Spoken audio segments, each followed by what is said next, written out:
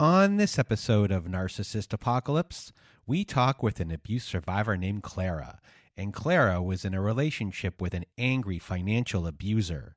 It's a story of enmeshment, a domineering mother-in-law, recreations, and divorce.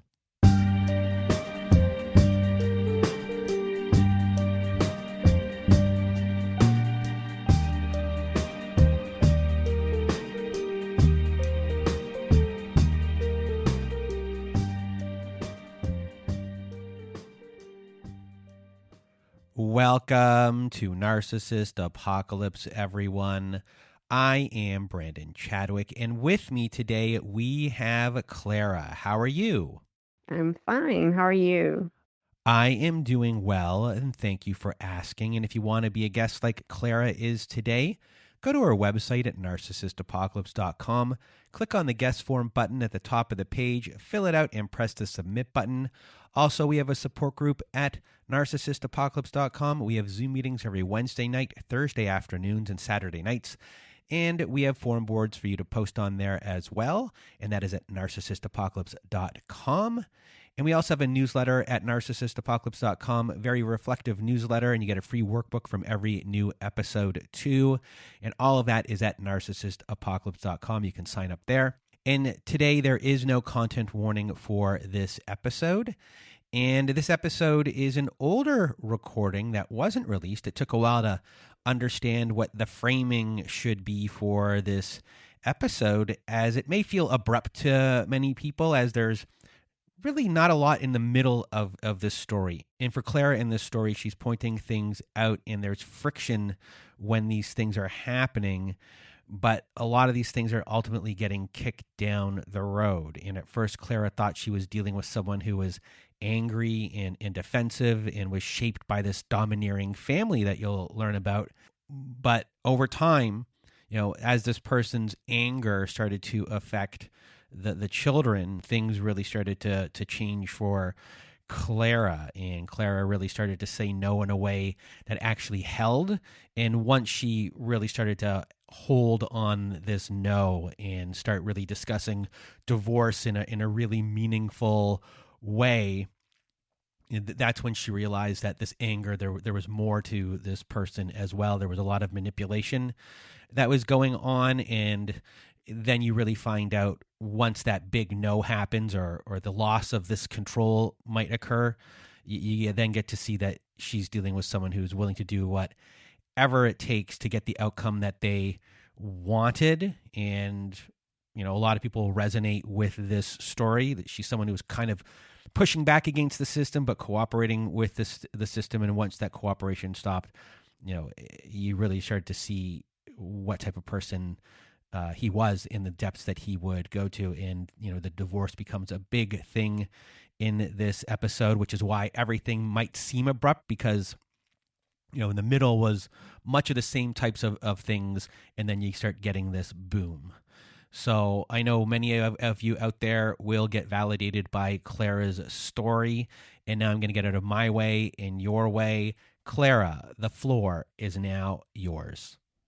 My family, I think my mom is a very loving person. She's like my best friend today, but she's also codependent, and she was codependent on my dad. And the situations that would occur that had an impact on my life in the future was that he would have, they would have arguments. And I would sit upstairs and listen to their arguments. And I would hear that my mom was being reasonable. She was seeing things from his side. She was seeing things from her own side. She was very reasonable, and he was very unreasonable. So he would not see anything from her side ever. And at some point, I started to step in and defend my mom. And also, there would be this situation, especially when we were on a family trip, where he would just sit there like a stone. And I know now, years later, that he was giving my mom the silent treatment. I did not know that at the time. I just saw him sitting like a stone, and she was like flying, like orbiting around him. Do you want something here? Or just being very, very nice to him. And I did not comprehend that. I thought he did not deserve her being that nice or accommodating when he was kind of ruining everything, ruining the atmosphere, sitting there like a depressed, angry stone. So I would start to argue with him. So basically, there was a situation. He gave my mom the silent treatment, or they were fighting and he had to be right. I would step in and defend my mom. And at that point of time, I did not think, oh, I love my mom more, I love him less. It was just like, it was very unfair. And I saw her as very weak. So I felt like I had to step in on her side to defend her because she was so weak. And that went on for a while. And my father would get very upset about that. I don't know what the ramifications were for my mom, but he saw himself as a victim of us, like ganging up against him. So at some point, my mom must have consciously or unconsciously decided that it was not a good idea to continue to sort of side with me. So she sided with him. So it started the first kind of gaslighting in my life, which was my dad essentially was an asshole, like either being silent, ruining the atmosphere, the mood, or starting strange, like saying sarcastic comments, starting strange arguments. I reacted to that. I pointed it out, like I'm the guy or the girl standing there saying, hey, there's a pink elephant in the room. And both my mom and my dad said, how dare you say there's a pink elephant there? Like you're always starting a fight. You're always doing this. So I became the scapegoat where the reality that I saw, the people in my life told me that's not true. That's not happening. And the second thing was I was the one. I started the fight, or I was so angry. If I would just not be so angry, if I would just not be so upset. And of course, I got more and more upset the more they said, oh, no, this is not true. That's not happening. You're the one who should calm down. You're the one who should not say anything. If you would say, and this went on like into my teens, into my early adult life. And my dad used to say, well, if you would have said it in another way. So I really made a huge effort to not be angry, to say it in a good way. So making such a huge effort not to react. But of course, he provocated me till the point that I reacted. And then when I reacted, I was obviously to blame because I was the one who's standing there screaming. And obviously, anyone can see the one who's standing there screaming is the one who is to blame, is the one who's destroying everything, destroying the vacation. So there's a lot of beliefs there that I'm responsible. Like it was not an option for me to be a person to sweep it under the rug because I saw my mom doing that. And I promised myself I would never, ever do that. But I was responsible. I had to be the bigger person. I had to solve it. I had to deal with it. It was on me in all situations. So eventually you graduate high school, you go to university, you are in the physics program, you graduate with that degree, and then you meet the abuser who you eventually marry. So tell us about how you met and what happens from there. So he was a PhD student at the institute where I did my master's thesis. I had my supervisor, the professor, but then I had a supervisor who was himself a PhD student. And my abuser was his friend at the institute. And me and my supervisor and my abuser, we would meet for coffee. And I thought my abuser was so funny. I was just laughing so much. He was so funny. And at the time, I had gotten a PhD position, which was my absolute dream. But I had to finish all my credits, all my coursework, my thesis, everything had to be finished by a certain date. So I was very stressed that summer. And my abuser, he was meeting up with me. He was listening to my problems and my problems in the sense of I was worried if I would finish on time, how it all would work out, that kind of thing. So we became good friends. He was presenting himself as a very kind person, as a very supportive person, like he really cared for me. Then eventually I started dating my abuser. And what led me to become fastly very serious with him was probably as simple as that the baby clock started ticking. I wanted to have kids. And like he made it very clear from the very beginning that he wanted me. And he stayed with that all throughout the time when we were just being friends and hanging out. Yeah. So you start off as friends, but once you start dating, things move quickly. And to fill in people here, you need to move to different towns for work and school. So you're at a long distance here at this point. And then he asks you to marry him. There's a lot of this biological clock stuff is going on. This is what you're thinking you want. You're 29 years old. You had this opportunity to, buy a home with money that you saved, and you moved in quickly. It's all your money on the down payment on this home, this German home. And this will become an issue later about jurisdiction in 50-50 splits versus what you came into the relationship with already. And then eventually you get married 9 months later. So what are your parents thinking about all of this at this time, and what happens from here? I just recently asked my mom why she did not interfere more or like speak up, like, hey, this is moving fast. But she had quite a domineering mom. So that's the only explanation she's come up with, is that because her mom was so domineering, she went 180 degrees the opposite side with me, and she just did not interfere at all. So I was kind of figuring it all out on my own. Yeah. So 9 months into the relationship without living together, just having this long distance relationship, we got married. 9 months later, what happens now is his brother came to stay with us for a couple of weeks. And that was before I had my daughter. And I know that during the time he stayed with us, we were fighting a lot. He must have had a very bad impression of our relationship because we were already fighting a lot. And our fights were very strange to me. So now I know that he was gaslighting me a lot. He was lying a lot, but I could not really comprehend what was going on. I just did not get it. I thought that he maybe hadn't really learned how to fight properly. His response was always to gaslight me.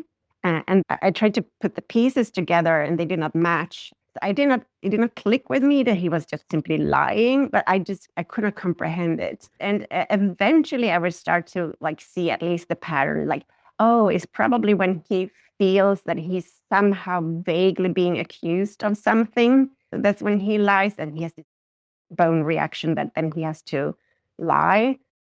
So eventually you meet all of his family and you're pregnant. Now his family gets involved more. This is where you discover that his mom is domineering, controlling, and there is a big enmeshment issue with him and his family. So tell us about this. My first impression of his family was that they were very fun and very kind and very like funny and everything like that. But then they wanted to, like, the first example I can give you is that they wanted to buy a crib, such a baby bed, which has this like fence around it. And I was already reading books about babies and, how to educate children and all that kind of stuff. And it was absolutely clear to me that we would co-sleep, that my baby would lie with me. So I was just like, oh no, but we don't want that. We're not interested in that. And it kept coming up again and again. I said, but just tell your parents we don't want a crib. They wanted to buy us a present. And then he said like, oh, but let them just buy it. We won't have to use it, but let them buy it. And I was like, for me, oh, but they would waste their money. We are not going to use it. That's sad to waste money like that. They could buy something else. So that kept coming up like over half a year. But I said, but I told you already, like, have you not told your parents that we don't want this crib? Then eventually they visit us in the summer. And what do they have? Well, they have a gift, and it's a crib. So they're going to put up the crib. And I just left the room. It was such a weird situation. Like I had told him, and I thought he had told them for 6 months that we don't want that, and yet they give it to us. So that was the first example of how they try to control us and our decisions, especially when it comes to the kids. And yeah, so that would be like over the first half of our marriage, that would be a huge thing, is his parents, specifically his mom, and how she kind of targeted me, and especially around how we were raising the kids or how I was raising the kids. So one example would be that as such a new mom, I thought like, oh, I'm not going to give my kids sweets. And, with your first child, you're more like, I have 3 kids and I'm not as, how do you say, I'm more relaxed now. But at that time, it was like, oh, yeah, they just eat fruit. And I thought, yeah, they can have dark chocolate, but they don't have to eat a lot of like milk chocolate. And I told his mom, I said, yeah, because they gave them milk chocolate. And I said, they actually eat dark chocolate. So if you want to give them chocolate, you can buy dark chocolate.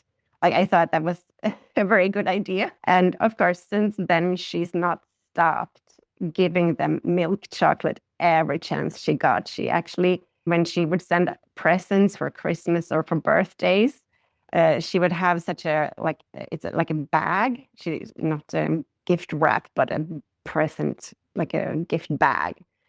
And there would be like, I don't know, all kinds of things, but always spread out through this bag would be milk chocolate. Another thing was that we would bathe the kids every evening. Is a little bit like entertainment, and get them ready for bed and things like that. And then we would just put on a fresh T-shirt, and then they would also wear the same T-shirt the next day. So in the morning, eventually we had 3 kids. It was just like, it's usually stressful in the morning. They keep the T-shirt on. They slept with it one night. Big deal. Well, that was terrible. So that was a huge thing. She started also to gift them pajamas, PJs, every chance she got. And that was actually our last discussion, is that I overheard them talk in the other room, so that I heard about how disgusting it was that they would have the same T-shirt in the night as the next day. She was very overt with him and with her family, but she was very covert with me. And the way she was covert, so here's an example. She would visit us, she was visiting us, and then she asked me, oh, so is my middle daughter, is she sleeping during the day? And she knew very well that she was not sleeping during the day. We kept her awake because if she slept just for a second during the day, then we would all be awake until 11, 12 in the evening. So I tried to explain that to her. And we had a discussion like 15 minutes about the reasons why we did not let her nap, and her reasons why we should let her nap, and how we could make her nap, and blah, blah, blah, blah, blah. Okay, so we had the discussion, very long discussion. And then shortly after, like half an hour after, I overhear her in the other room asking my husband, does she nap during the day? So it's like, it's a question. And I know that she knows the answer. And he probably, I don't know what he thought, but I hear her say a question that she knows the answer to. And of course, I get the message, which is, that's wrong. What we are doing is wrong. She has to fix it. But how do you respond to that? So I went in and I said quite angrily, like she would notice that I would be upset, like, well, as I told you, blah, blah, blah, explaining the same thing again. Well, I started to buy books about how do I respond to this woman. So these issues with the mom persist, very passive aggressive. She makes comments that are subtle to you, not just about parenting. And you told me on our pre-call, things are really subtle. So you knowing yourself that your hair isn't looking great one day, and she'll respond, oh, is that a ponytail? So she'd say these things that had a lot of subtext, very subtle, that no one would see, but she's taking a jab at you. Or maybe she's doing something like when you have an outfit on that she didn't like and she says to you, cute outfit. Yet you know her fake tone by this point. You know she hates it. You know no one else sees it, and your husband isn't defending you during this time. And this is causing more friction between you and your husband because he really knows what his mom is like. He's experienced it. He's been through this his whole entire life. And the thing that's also going on here is this is a whole dynamic here with his family and him. It's a recreation of your upbringing too. So with all that being said here, can we just do a little bit of a pause here and discuss the isolation of things that are going on, the financial aspects of things that are going on? Because I think that's important, as what's not been mentioned yet so far is that you stopped your PhD studies to be in this relationship and to be, a mom and to be a wife and to be part of this person's life. So when we met, I did my master's in physics, and then I started my PhD studies. But when my daughter was 1.5 years old, by that time I had interrupted my PhD studies, and the thought being that we would kind of put 2-3 years into his career to boost his career, and then we would go back to Sweden. And I had gone from being a PhD student to being a German housewife, completely economically dependent on him.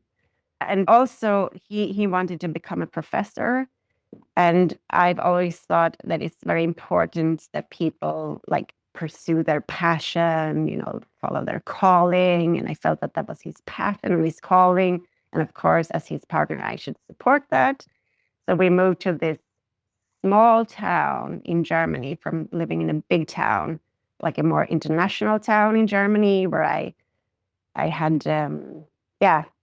different friends. I had Swedish friends, international friends. It was a bigger town, everything that a bigger town has, to a relatively small town for his professorship, where there weren't really, my German was not that great. There were no, it's a small town. I can't get really any kind of, jobs in this town. So I started to be quite depressed.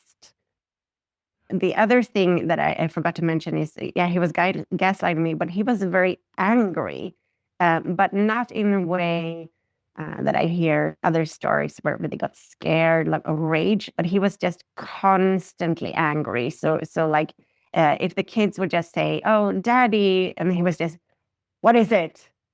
He was just constantly angry. And that's one of the things I would react to his anger with anger, like, "Hey, I'm angry because you're just walking around here being angry for no reason." That was a daily thing. But he would react as if I, out of the blue, that I got angry. And I did not get that. So I started to say to him that he can't treat the kids like that. He can't be that angry with the kids.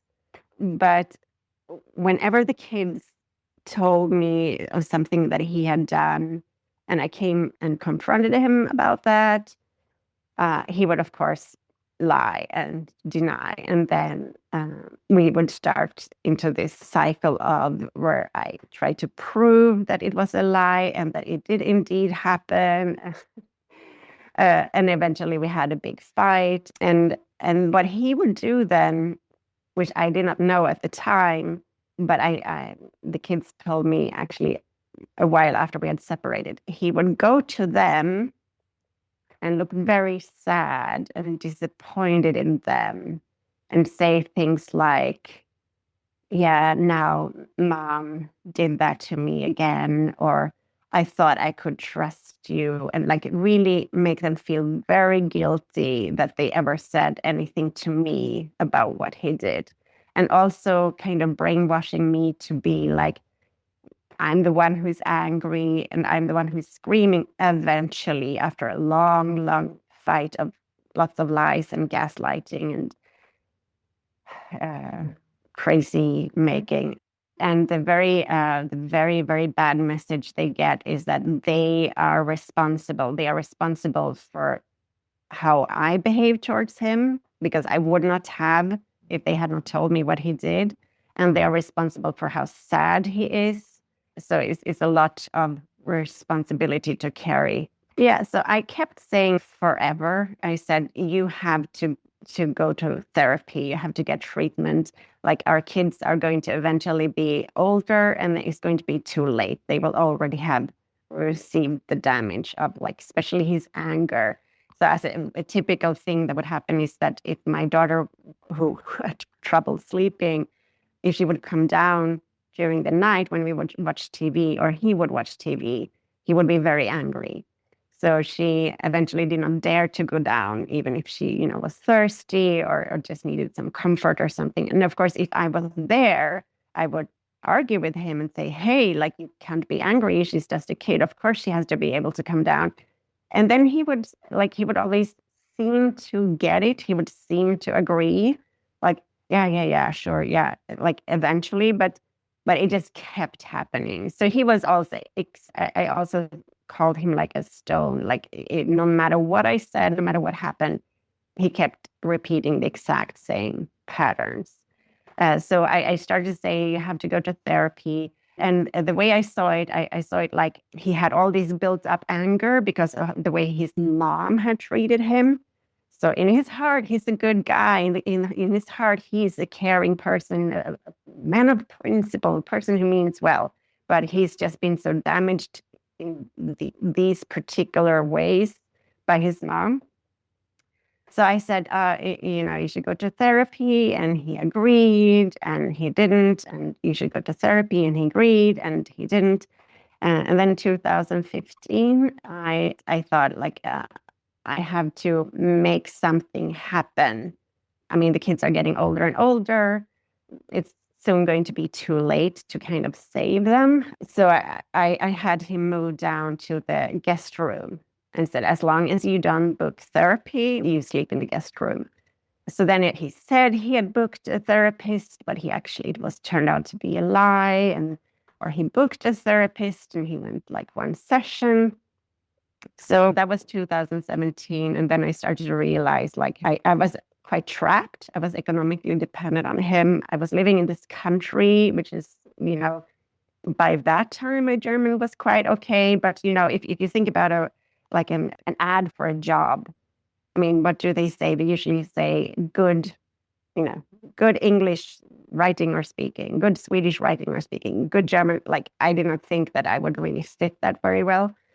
And then we had, fast forward a little bit, in 2017, when I told him, so now this is not just a threat anymore, we are getting divorced.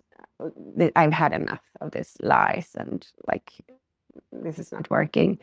But then, of course, he kind of hoovered me back and said that, like, he promised he would stop lying, and it would be also much better, if I did the Lefko method with him. So we decided, yeah, I would do that. But at the same time, I had applied for a school in the town where my mom lived in Sweden, and we kept sleeping separately during that year. But it was kind of not definitely over, but, like, I think I was a little bit in survival mode. Just, I did not bring up the divorce issue more, but I was thinking about, like, I think I felt like, I don't know if it was conscious or subconscious, that in the situation I was in, I could, of course, divorce him, but it was difficult. So I felt like I had to build something up for myself. So we moved to Sweden, and I was very worried about the kids, moving away from their friends, how it would be for them. So we said, like, this is going to be a trial year, and then we see what happens. And then in January of 2019, I told him, now we are going to divorce. And when I moved to Sweden, I had been out of touch with my field of study. I'd been out of touch with the workplace. So when I moved to Sweden, I started like a 1.5 year program to get a teaching degree based on, my physics study and like to teach in these subjects, but to be a certified teacher. So me and the kids moved in with my mom. I started this study program, and we had a deal that he would transfer a certain amount of money every month, which was not that much. So that's another thing.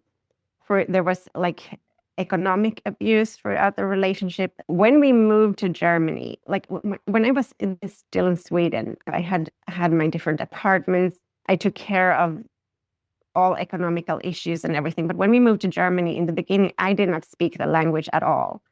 So he took care of everything with the banks and, everything, all the different forms and things like that. And since he was the one making the money, it felt kind of natural that he was the one paying the bills. It wasn't really transparent to me how much money he earned, how much money we had. And he kept saying to me, for example, I kept bringing up that we should save money for my retirement.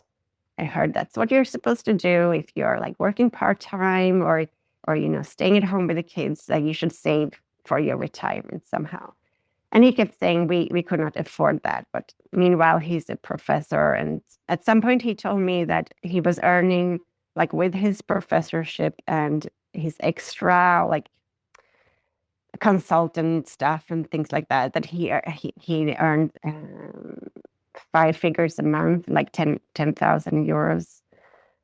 So he had a good income, but he would make me feel guilty if I was taking a course or, the Amazon bill, like how could it be so high? And I'm not really a person who buys a lot of shoes or anything like that. It would be like for the household or for the kids or books or courses. That's my thing. So my feeling was that we were kind of on the limit. So when I moved to Sweden, I tried to keep what he had to send me as low as possible. And I also took a student loan here.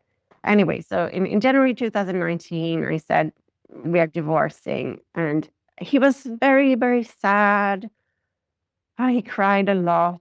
And actually, his WhatsApp image, I think it's probably still an image he took when he had cried that much. Like he's with the kids and like completely red from crying. So it seemed to me that he was really sad about losing me. But he would come here a weekend now and again, of course, to visit the kids. And when he would come, I would stay.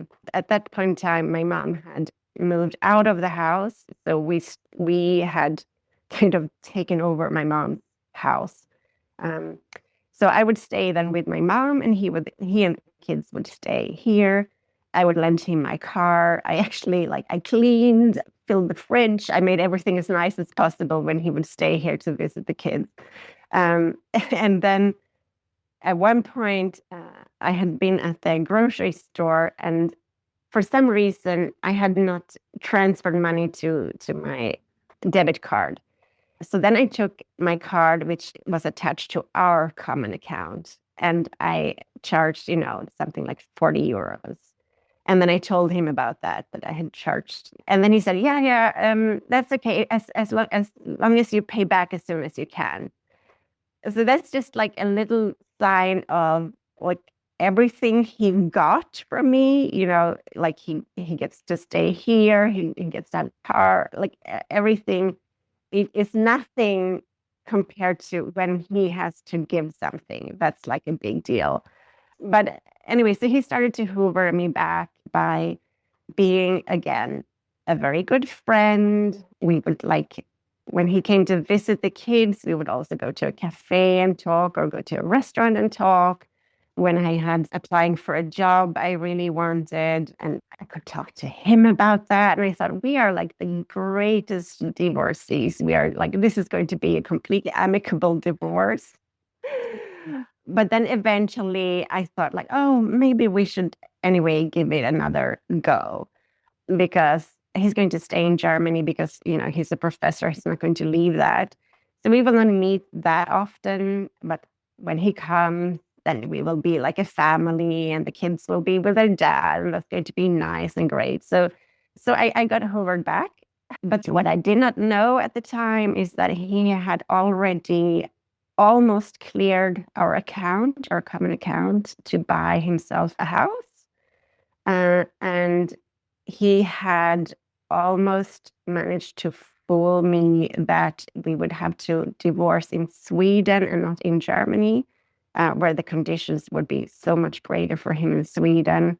Alimony he would have to pay would be much less. And also in Sweden, you just split 50-50, like all the assets, 50-50. But in Germany, you look at what did you have coming into the marriage. So in all senses, he thought that if he could just fool me to have a Swedish divorce. I gave up my career. We both invested into his career. We never saved for my retirement because we never had enough money to save for my retirement. But at least I would have my house. At least I would have the money back for my house. So, but we had taken a loan, like a mortgage, a loan on the house to renovate it. So that money was standing on the account.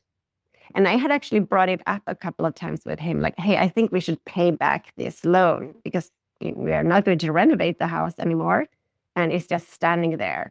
And then, of course, he had some excuse like, oh, no, it's better we paid back when we sell it or something like that. But I brought it up at least 2 times during that time. Like, I think we should pay back that money. So he used it instead. After this happens, he sends me an email where he informs me that he has taken, he doesn't say how much, but he's taken some of our money or my money. He says that he's bought something, which he makes sound like he's bought an apartment. But he doesn't say the word apartment or, but it sounds like it's a small thing. But when I got this email that he had taken the money, that's when I was completely shocked. And it was, I think, 2 months after he'd actually taken the first sum of money out that he informed me. And the reason he informed me was that weekend, he would come to Sweden the weekend after to visit the kids. And then he wanted to tell the kids about his new house. So that's why he finally told me about taking the money. So I was in complete shock. And now I start to understand that this guy is not a man of principle. This guy is not who I think he is. So as fast as possible, my mom then starts to try to find out, is it really true that we can't get a divorce in Germany? And of course, that's not only not true, we're actually supposed to divorce in Germany, since that's we've spent most of our time together. So my mom finds a German lawyer who speaks some Swedish. And we have a meeting with her. And she says, this is a little bit like the clock is ticking. Oh, yeah, because that was another thing that made me get alerted, is that he was very keen on me handing in the divorce papers. Like he was suddenly in a big rush to hand in the divorce papers. So she said, if he hands in the divorce papers in Sweden first, it will be kind of like Sweden owns the divorce. But if we hand it in Germany first, Germany owns the divorce. And just to reiterate here, you would get this down payment back, 100% yours from what you put in before. That down payment was something you earned before. And he is currently essentially a renter not paying the rent. So with that kind of being said, I needed to stick that in there for clarity's sake. Continue from here. So we say to the lawyer, we talk to her on a Friday, the weekend after he's coming to stay in my house to visit the kids. We tell her, yes, file divorce for me, like we hire you now on the spot. And then I'm supposed to meet him. So we had a meeting with him. It felt really awkward to try to be normal with him because I was so disgusted by him. Like to give him the goodbye hug. And the question was if I would go down to Germany. And luckily I did. I went down had a meeting with the bank. because I did not have any electronic access. So completely stupid. So I had a meeting with the bank to find out how much money had already lifted. And at that point, I think there were still like something like 10,000 or 20,000 left. And my lawyer advised me to freeze the account. And I thought, if I freeze the account, he's going to use that against me. I knew how he would twist that as being an aggressive act towards him. So I hesitated. And during the time I hesitated, he lifted the rest of the money. So he emptied the account. So when they eventually froze it, it was not much left there. Yeah, and so I got the different documents for like selling agreements and stuff like that. So in that summer, then my mom and I would go down to prepare the house for selling. And he said, yeah, that he would like help with everything. He said that he prepared the house. When we came down, he had not prepared anything more other than that he had removed his personal belongings. But nothing was prepared. And the first thing we saw when we came down there was that the garden was completely destroyed. I mean, like this part of Germany, things grow pretty well. And he had not once cut the grass. So the garden that we had actually spent quite a lot of money having 2 persons make nice the year before, it was completely destroyed again. Like there was a bush standing in the middle of the garden, everything completely uneven. I hired a gardener, had to take down 2 dead trees, try to make it like preparing for selling. Like if you cut the grass where the grass is completely dried out, it's been standing, like, I don't know, like a meter high. I don't know how high it gets, but if you cut the grass, then it kind of looks brown. It's not very nice for selling the house. And I asked my neighbor there, I said, like, has he even once cut the grass? And he actually lied for him and said, yeah, a couple of weeks ago. But the gardener said, like, if he ever cut the grass, it would have been like very early spring, for otherwise these things would not grow here. We had to get rid of a lot of stuff from the house. And both of these things, he refused to pay any of it. He said that he had not hired these people. So legally, he was not obligated to pay any of it.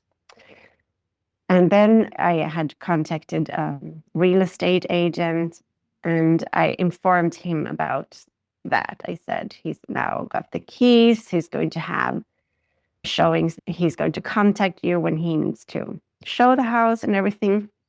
And then I got an email back. He was then on vacation in Sweden with the kids and his brother's kids. He sends an email, and his email is very like schizophrenic, or like the first part is like, oh yeah, that's all fine. I will help you sell the flat, blah blah blah. And then he says, if the real estate agent has the keys to the house, that's a violation of my privacy. And if I find him going through my stuff, I'm going to take legal action.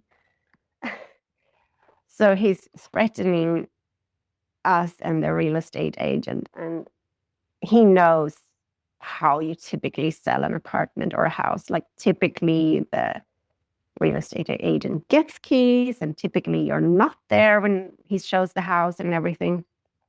And of course, he's not interested in going through any personal belongings, like this crazy talk. So again, I was very shocked, and I thought,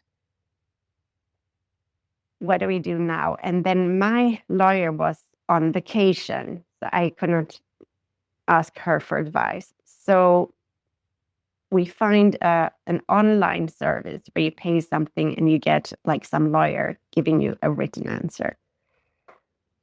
So I started to communicate over this online service with this lawyer about like what to do, because by now I'm quite sure that he's going to sabotage the selling of the house. So yeah, so I'm worried that he would sabotage the selling of the house. And at this point in time, I'm completely dependent on selling the house because he has reduced the amount he's sending me and the kids to like so little that there's no chance that, you know, we would basically be on the street if my mom would not be able to borrow us money.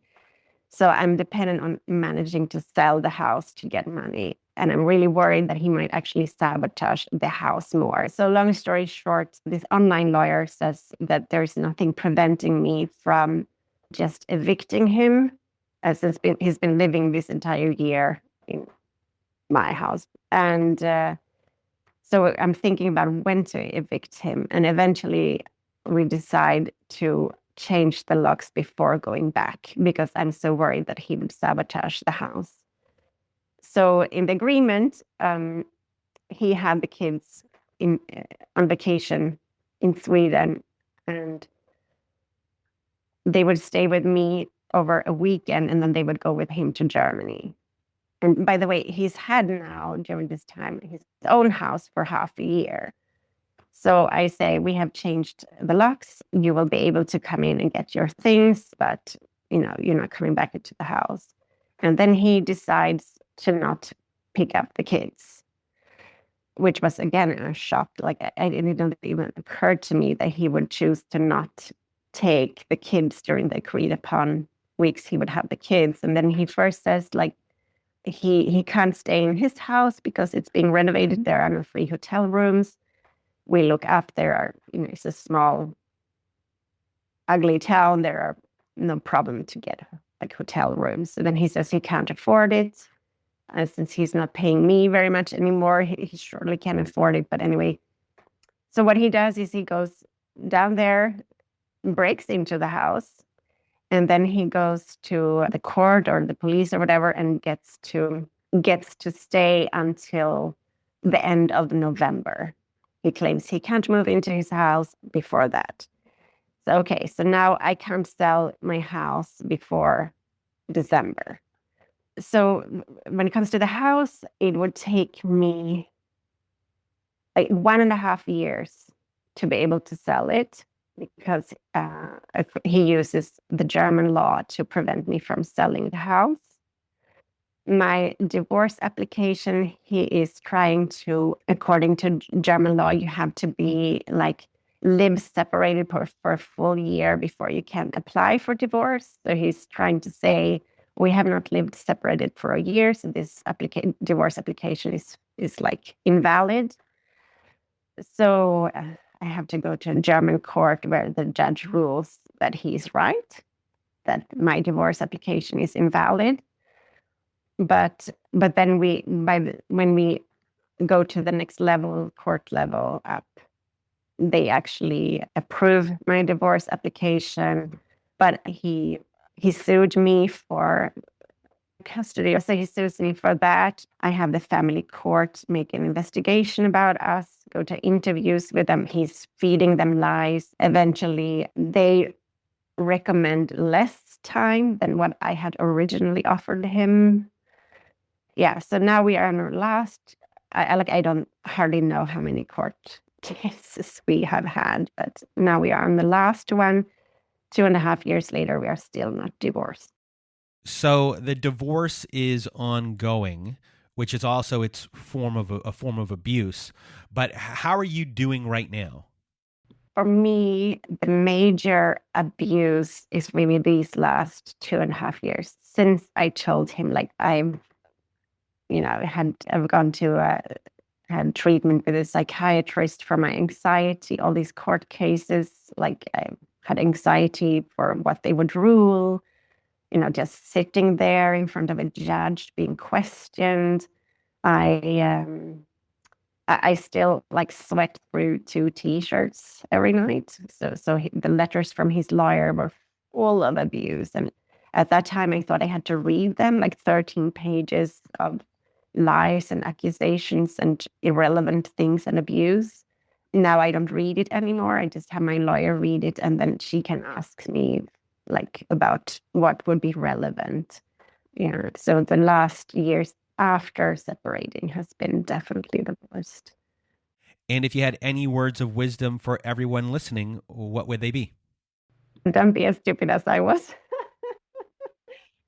I mean, yeah, what I should have done when I started to think this is heading probably towards divorce, I should have not, like, I think I should have done a lot of things before telling him, because it's like you're on their team or you're on the other team.